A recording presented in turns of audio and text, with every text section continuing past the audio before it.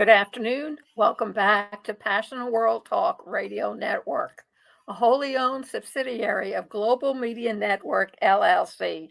Educate, enlighten, entertain, mindfulness.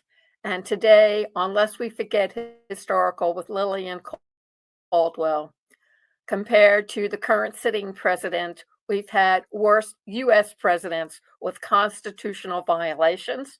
It was put out on January 12, 2025 by Eleanor Stratton, and you can find it at usconstitution.net.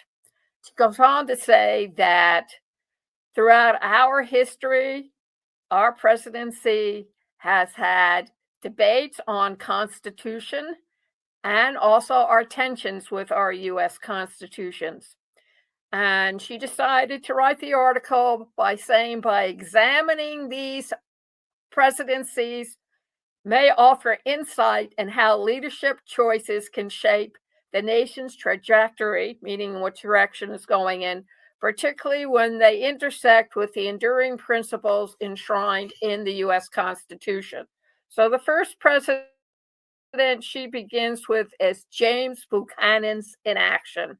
And he was president before Abraham Lincoln, and he was often criticized for his hesitance during the period before the Civil War. And as tensions expanded over slavery, he was the one who did not do anything about trying to prevent the nation from being dressed in blue or gray, because he didn't do anything about extending or expanding slavery into non-U.S. states as they were at. And also because he did not pay attention to states' rights. And because of that, it led to the Civil War. He had what we called a passive stance. So it was a failure to uphold the Constitution principles, proving detrimental to our nation's unity. The next person was the president after Abraham Lincoln was assassinated, Andrew Johnson, with his Reconstruction reforms that were rejected. He took over the presidency, as I stated, once Lincoln was assassinated, and he resisted essential Reconstruction reforms designed to reshape the nation post-Civil War.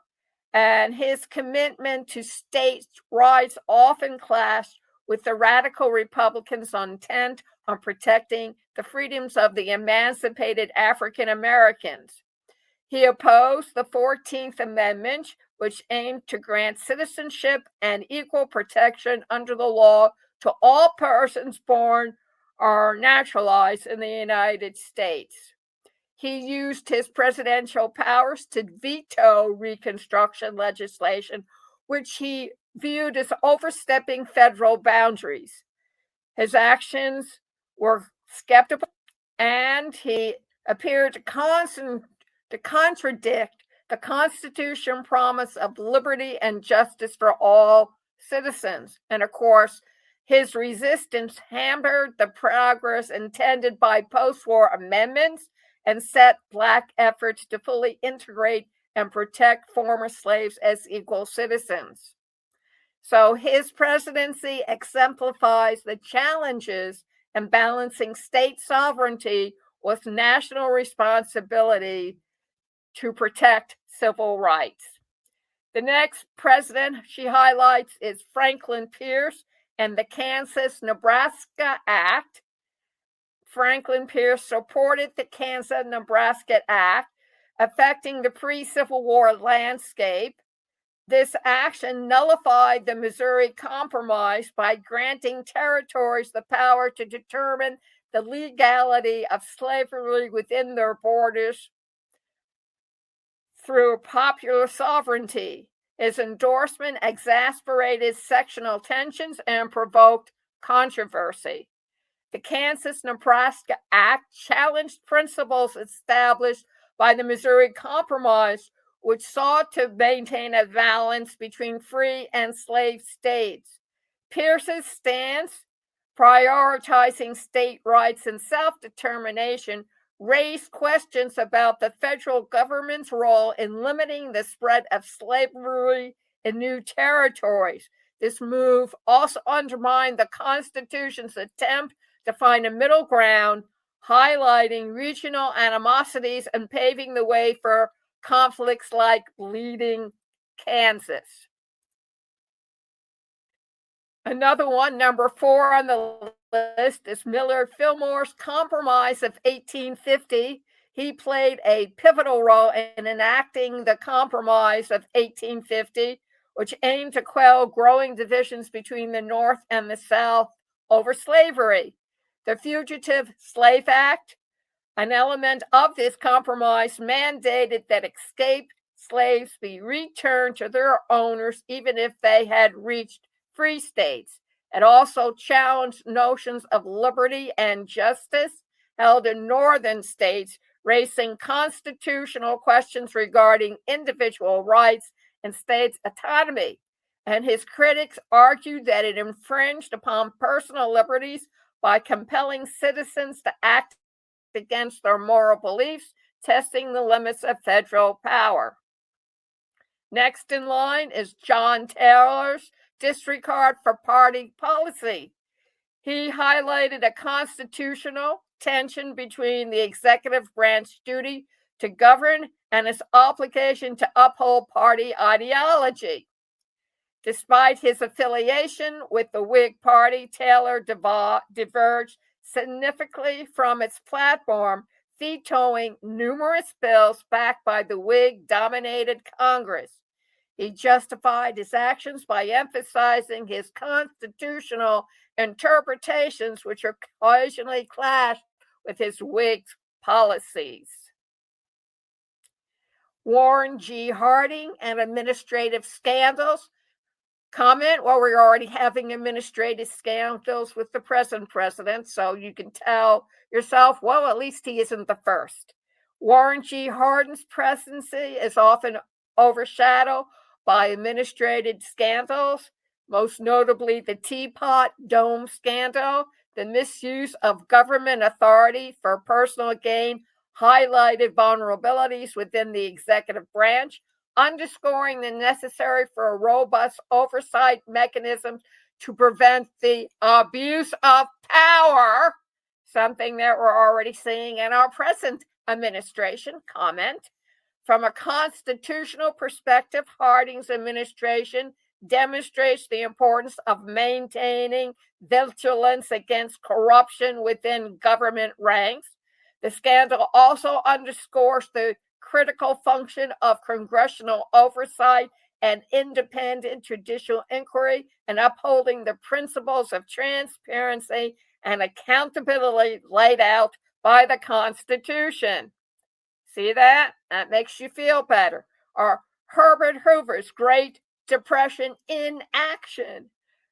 Herbert Hoover's handling of the Great Depression is critiqued for an adherence to conservative principles of limited government intervention. His reluctance to provide direct relief to our suffering citizens arose from a belief that government aid would undermine individual initiative and self-reliance. Instead, he advocated for voluntary partnerships between government and business, relying on the private sector to lead recovery efforts. Nope. From a constitutional perspective, his policy sparked debate about the federal government's responsibility to act in time of national crisis. His critics argue that his inaction contradicted the spirit of the Constitution by failing to adequately address the public's urgent needs, thus exacerbating economic disparity and social unrest. It also illustrates the importance of adaptable leadership in interpreting constitutional responsibilities in light of contemporary challenges. His legacy underscores the need for proactive measures to uphold the welfare provisions enshrined in the Constitution, serving as a critical lesson in the necessity of dynamic governance. So that gives you an idea of all the previous presidents who also had constitutional violations. So our current sitting president isn't the only one. He has plenty of company. Our program, Lest We Forget Historical, is sponsored by Ruby.ai. Check us out at AI with Lillian.com. It'll take you to a webpage, Ruby.ai. Check out the demo of the complete app. Take a look at all the testimonials, and then please sign up for a monthly subscription. Go over again to AI with Lillian.com and buy Conscious Research Solutions. Take a look, passionateworldtalkradio.com/research made simple blog, and see all the pain points that you encounter when you try to do research, or you don't know how to do research and you need a little bit of help.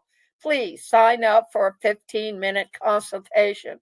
And if you want to go to an internet talk radio station that has the truth, the whole truth, and nothing but the truth, go over to Passionate World Talk Radio Net, talkradio.com/donation.